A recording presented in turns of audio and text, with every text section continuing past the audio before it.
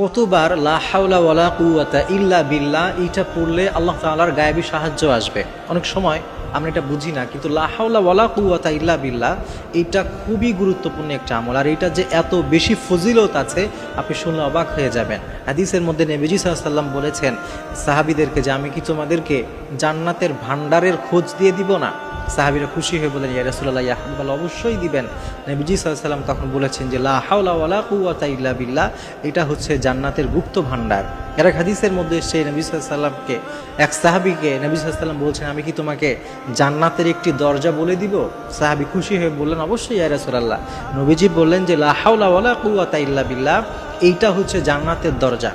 আর এক হাদিসের মধ্যে এসেছে নবী সাল্লাল্লাহু আলাইহি ওয়াসাল্লাম বলেছেন কেউ যদি একবার বা কেউ যদি তার জীবনে লা হাওলা ওয়ালা কুওয়াতা ইল্লা বিল্লাহ এটার আমল করতে পারে তার জীবনের গুনাহগুলো আল্লাহ তাআলা মাফ করে দেন, যদিও তার জীবনের গুনাহগুলো সমুদ্রের ফেনার পরিমাণ হয়ে যায়। সুবহানাল্লাহ, এরপরেও আল্লাহ তাআলা গুনাহ মাফ করে দিবেন।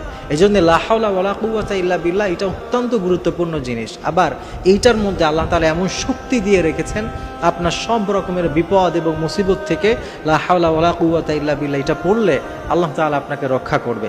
আপনি ঘর থেকে বের হওয়ার সময় এইটা পড়েন, আপনি ঘরে ফেরা পর্যন্ত নিরাপদ থাকবেন ইনশাআল্লাহ। এই জন্য এটা অত্যন্ত গুরুত্বপূর্ণ। তো এটা কখন কতবার পড়বেন? আপনি যখন ইচ্ছা তখন পড়তে পারেন।